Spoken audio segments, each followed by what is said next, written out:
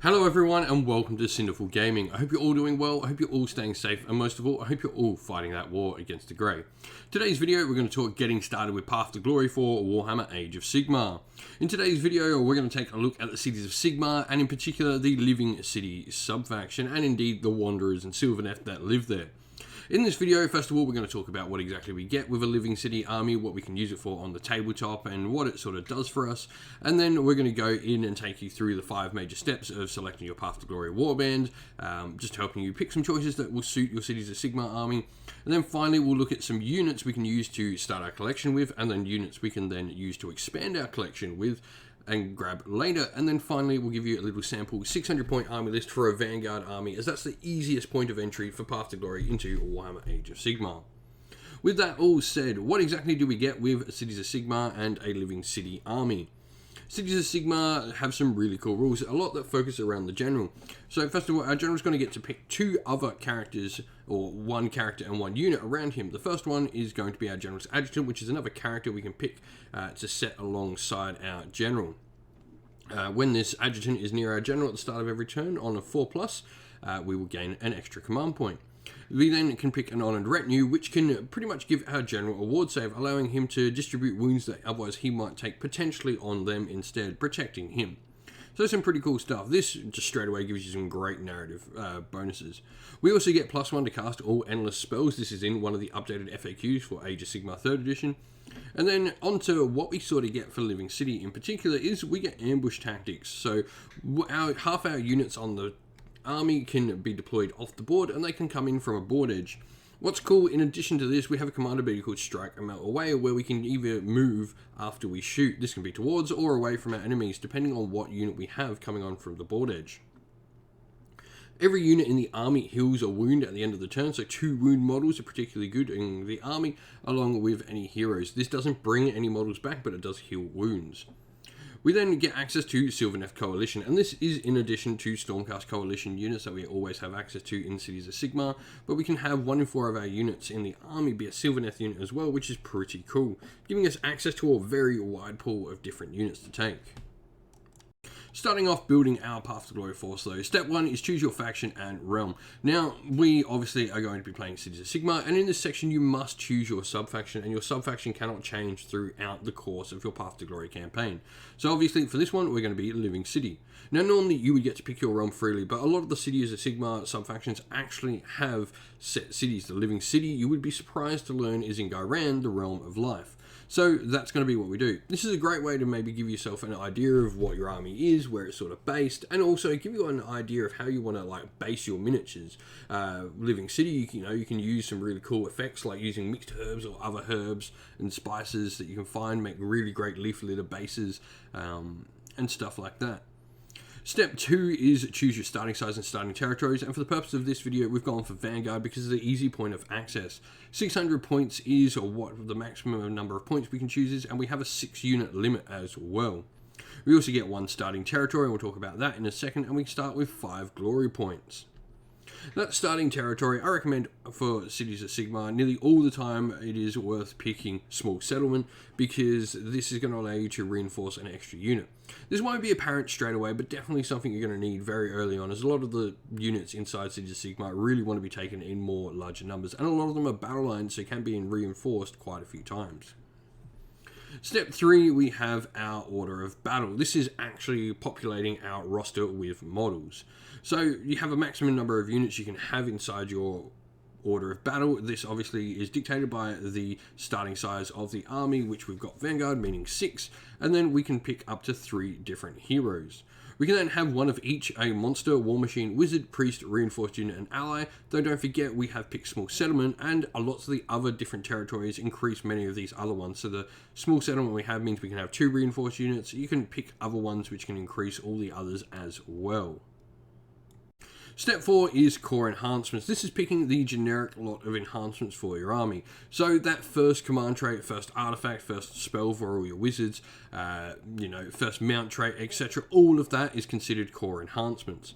Now, This also includes any additional stuff you get to pick, so anything that an ability or a faction rule gives you access to, like say some of the factions can give you access to additional mount traits for all your monsters like that, then they will all count as core enhancements as well. Say for instance you have a command trait that gives you the access to a spell, that first spell is considered a core enhancement as well.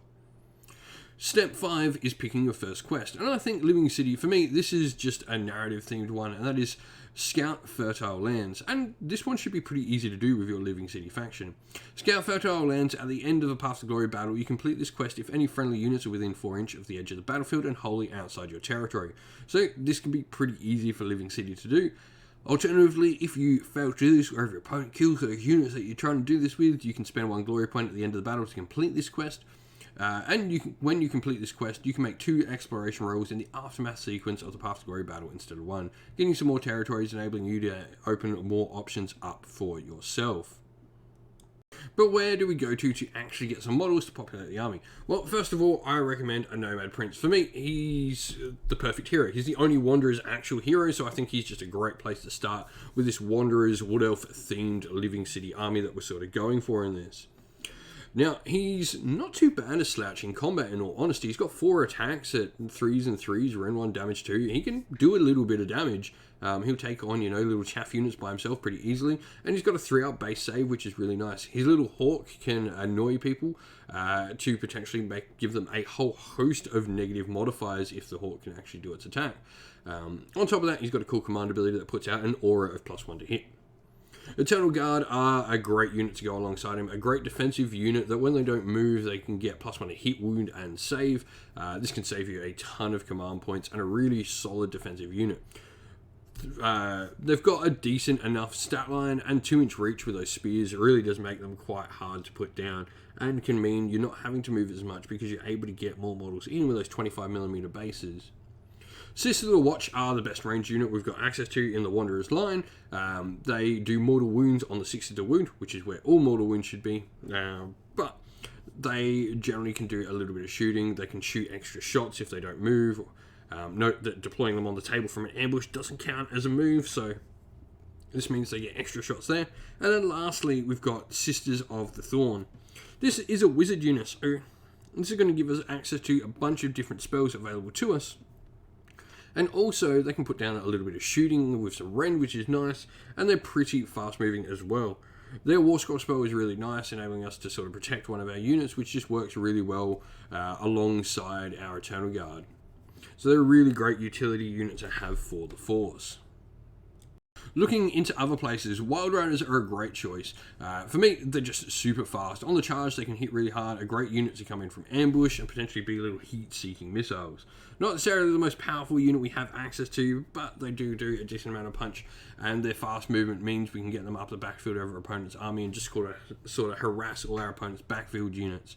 Things like lone wizards and little chaff units are going to be worrying about the Wild Riders coming in and potentially dealing with them. Wildwood Rangers are another option, and they come in a dual kit alongside the Eternal Guard kit. What's really cool about them is they get bonus damage against monsters. So normally 3s and 3s, Ren 1 damage 1, they actually will be damage 2 when they start fighting against some monsters. This can lead them to do quite a decent amount of damage. I've had them go into some monsters and some rather large monsters and potentially take them off the table in a single fell swoop. Really solid. This unit's all about offense, where the Eternal Guard are all about defense, so they're not quite as protective as the Eternal Guard. Looking into some Sylvaneth units we can bring into the Force, though, Tree Revenants are an excellent option. Their ability to teleport for free every turn, regardless of what's on the table, is really useful. They're a great Sylvaneth unit just to add into your Force to give you some really strong maneuverability. The one weakness of Living City is that when they come on from ambush, they can't redeploy after that. So the Tree Revenants allow us to sort of reactively play more after that sort of first ambush attack has come on from the sides of the table. Looking into other Sylvaneth units we might want to pick up, the Tree Lord line is just a great option. I personally like the Tree Lord Ancient. He's a really strong wizard. That's something we generally lack in Cities of Sigmar. So a tough wizard that can sort of take the hit and then go out and dish some damage is really useful to us. There are some great spells inside the Living City spell lore. I think he's just a solid addition to the Force. And, he's a really awesome centerpiece model for your army as well. Putting this all together though, we've got a little sample army list here for you of Living City in Gairan, obviously because we have to be, and then we've got on Grand Strategy, Hold the Line. Once again, there's just so many battle line options inside cities of Sigmar. It's just really easy to go Hold the Line. And then Triumph, we've gone for Inspired with +1 to wound here.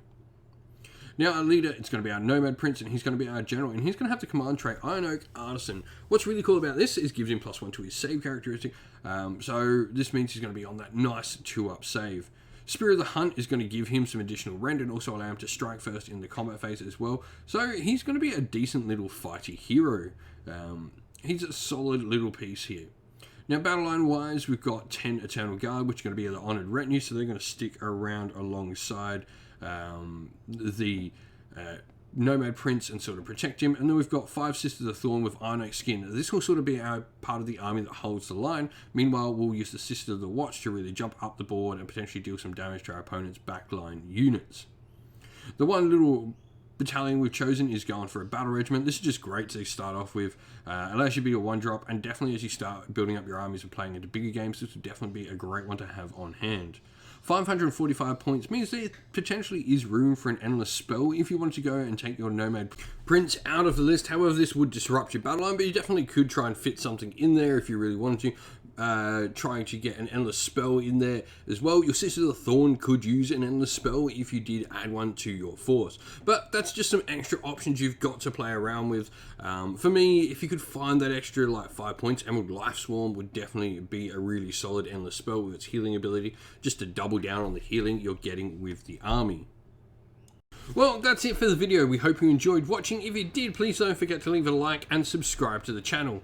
If you'd like to come chat more with me and other members of our little fine community here at Sinful Gaming, you can do so by following the link in the video's description to our Discord server.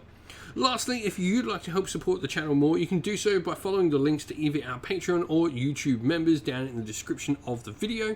It goes a massive way to helping the channel continue to produce the content that it does.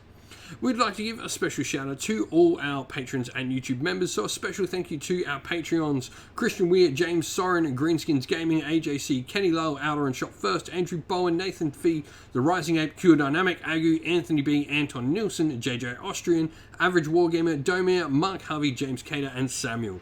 And a shout out to our YouTube members: Green Roots Gaming, Kenton Young, Chris Wallace, Ronya, Vinny, Lochloric, The Johnny84, David Ellsworth, Revenar, Wolfric Nick, Broken Chef, Sean Scott, and Ariana Edwards. Finally, a last special shout out to Lady Witchfox Art, who does all the amazing artwork for the channel that you see pictured here, and to Xmorphic, who does all the amazing background work on our Discord server for us. Thank you both, you do amazing work.